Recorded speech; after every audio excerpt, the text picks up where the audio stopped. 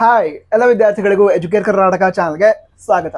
SSLC board exam ಈಗ March 21ರಿಂದ start ಆಗುತ್ತೆ. ಮೊದಲಿಗೆ ಅಂದ್ರೆ ಮಾರ್ಚ್ 21ಕ್ಕೆ ಫಸ್ಟ್ ಲ್ಯಾಂಗ್ವೇಜ್ ಎಕ್ಸಾಮ್ ಇದೆ. ಅಂದ್ರೆ ಕನ್ನಡ ಮೀಡಿಯಂ ಸ್ಟೂಡೆಂಟ್ಸ್ಗೆ ಕನ್ನಡ ಎಕ್ಸಾಮ್, ಇಂಗ್ಲಿಷ್ ಮೀಡಿಯಂ ಸ್ಟೂಡೆಂಟ್ಸ್ಗೆ ಇಂಗ್ಲಿಷ್ ಎಕ್ಸಾಮ್ ಇರುತ್ತೆ.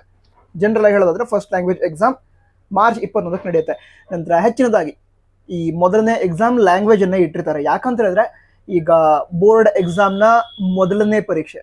ಸೊ ವಿದ್ಯಾರ್ಥಿಗಳಲ್ಲಿ ಹಲವಾರು ಡೌಟ್ಸ್ ಇರುತ್ತೆ. ಎಕ್ಸಾಮ್ ಯಾವ ರೀತಿ ಆಗುತ್ತೆ, ಅಂದ್ರೆ ಕ್ವಶನ್ ಪೇಪರ್ ತುಂಬಾ ಡಿಫಿಕಲ್ಟ್ ಇರುತ್ತಾ, ವೆಬ್ ಕಾಸ್ಟಿಂಗ್ ಯಾವ ರೀತಿ ಇರುತ್ತೆ, ಈ ರೀತಿ ಹಲವಾರು ಡೌಟ್ಸ್ ಇರುತ್ತಲ್ವಾ. ಸೊ ಆ ಭಯದಲ್ಲಿ ಈಗ ಕೋರ್ ಸಬ್ಜೆಕ್ಟ್ ಇಟ್ಬಿಟ್ರೆ, ಅಂದ್ರೆ ಸೈನ್ಸ್, ಮ್ಯಾಥ್ಸ್, ಸೋಷಿಯಲ್ ಸೈನ್ಸ್ ಈ ರೀತಿ ಕೋರ್ ಸಬ್ಜೆಕ್ಟ್ಸ್ ನ ಇಟ್ಬಿಟ್ರೆ ವಿದ್ಯಾರ್ಥಿಗಳಿಗೆ ಭಯ ಜಾಸ್ತಿ ಆಗೋ ಚಾನ್ಸ್ ಇರುತ್ತೆ. ಸೊ ವಿದ್ಯಾರ್ಥಿಗಳು ಅಂದ್ರೆ ಮೊದಲನೇ ಎಕ್ಸಾಮ್ ಅನ್ನ ಸ್ವಲ್ಪ ರಿಲ್ಯಾಕ್ಸ್ ಆಗಿ ಬರೀಲಿ. ಅಂದ್ರೆ ಲ್ಯಾಂಗ್ವೇಜ್ ಅನ್ನ ಇಟ್ಟರೆ ವಿದ್ಯಾರ್ಥಿಗಳು ಸ್ವಲ್ಪ ಕಾನ್ಫಿಡೆಂಟ್ ಆಗಿ ಕೂಡ ಹೋಗ್ತಾರೆ. ನಂತರ ಒಂದು ಎಕ್ಸಾಮ್ ಆದ್ಮೇಲೆ ಎಕ್ಸಾಮ್ ಎನ್ವೈರನ್ಮೆಂಟ್ ಯಾವ ರೀತಿ ಇರುತ್ತೆ, ಅಂದ್ರೆ ಯಾವ ರೀತಿ ಎಕ್ಸಾಮ್ ನಡೆಸ್ತಾರೆ ಅಂದ್ರೆ ಐಡಿಯಾ ನಿಮ್ಗೆ ಗೊತ್ತಾಯ್ತು ಅಂತ ಹೇಳಿದ್ರೆ ಮುಂದೆ ಕೋರ್ ಸಬ್ಜೆಕ್ಟ್ಸ್ ಏನಿರುತ್ತೆ ಅದ್ರ ಎಕ್ಸಾಮ್ ಕೂಡ ರಿಲ್ಯಾಕ್ಸ್ ಆಗಿ ಬರೀತಾರೆ ಅಂತ ಮೊದಲನೇ ಎಕ್ಸಾಮ್ ಲ್ಯಾಂಗ್ವೇಜಸ್ ಅನ್ನ ಇಟ್ಟಿರ್ತಾರೆ. ನಂತರ ನೀವೆಲ್ಲರೂ ಕೂಡ ಚೆನ್ನಾಗಿ ಪ್ರಿಪೇರ್ ಆಗ್ತಾ ಇದ್ದೀರಾ ಅಥವಾ ಪ್ರಿಪೇರ್ ಆಗಿದ್ದೀರಾ ಅಂತ ಅಂದ್ಕೊಂಡಿದ್ದೀನಿ. ಎಷ್ಟು ಸ್ಕೋರ್ ಮಾಡಬೇಕು ಅಂತಿದ್ದೀರಾ SSLC ಎಕ್ಸಾಮ್ ಅಲ್ಲಿ ಅದನ್ನ ಕಮೆಂಟ್ ಬಾಕ್ಸ್ ಅಲ್ಲಿ ಬರೆದು ತಿಳಿಸಿ.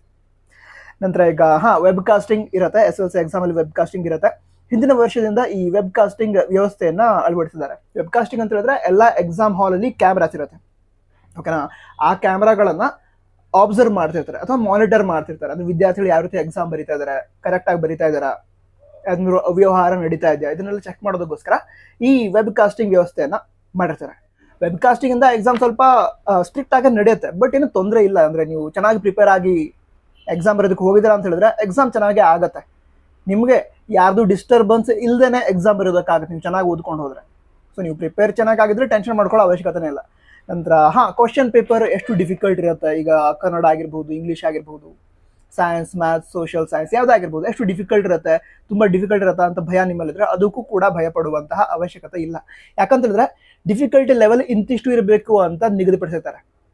ಅಂದ್ರೆ ಈಸಿ ಕ್ವಶನ್ಸ್ ಇಂತಿಷ್ಟು ಇರಬೇಕು, ಡಿಫಿಕಲ್ಟ್ ಕ್ವಶನ್ ಇಂತಿಷ್ಟು ಇರಬೇಕು, ಅದನ್ನೆಲ್ಲ ನಿಗದಿಪಡಿಸಿರ್ತಾರೆ. ಅದನ್ನ ಫಾಲೋ ಮಾಡ್ಕೊಂಡೆ ಕ್ವಶನ್ ಪೇಪರ್ನ ಪ್ರಿಪೇರ್ ಮಾಡಿರ್ತಾರೆ.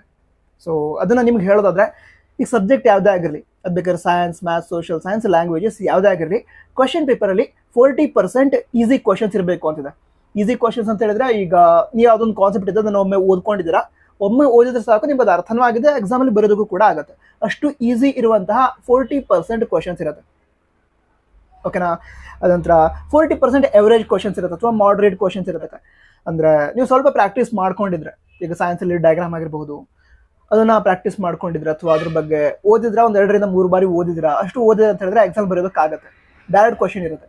ಸೊ ಆ ರೀತಿ ಕ್ವಶನ್ ಅದು ಕೂಡ 40% ಇರುತ್ತೆ. So 40% easy questions, 40% average questions, ಇವಿಷ್ಟು ಕ್ವಶನ್ಸ್ನು ಕೂಡ ಆಲ್ಮೋಸ್ಟ್ ಎಲ್ಲ ವಿದ್ಯಾರ್ಥಿಗಳು ಕೂಡ ಆನ್ಸರ್ ಮಾಡೋ ರೀತಿನೇ ಇರುತ್ತೆ. ಅಷ್ಟು ಡಿಫಿಕಲ್ಟ್ ಅಂತ ಏನಿರಲ್ಲ, ಡೈರೆಕ್ಟ್ ಕ್ವಶನ್ಸ್ ಇರುತ್ತೆ. ಕ್ವಶನ್ ನೋಡಿದಾಗ ನಿಮಗೆ ಆನ್ಸರ್ ಮಾಡೋದಕ್ಕೆ ಇದೇ ಕ್ವಶನ್, ಇದನ್ನ ಓದಿದ್ದೀನಿ, ನೆನಪಾಗುತ್ತೆ, ಆನ್ಸರ್ ಬರೋದಕ್ಕೆ ಆಗುತ್ತೆ. ಆ ರೀತಿನೇ ಇರುತ್ತೆ. Around 80% of question paper. So ಆರಾಮಾಗಿ ಆನ್ಸರ್ ಮಾಡಬಹುದು.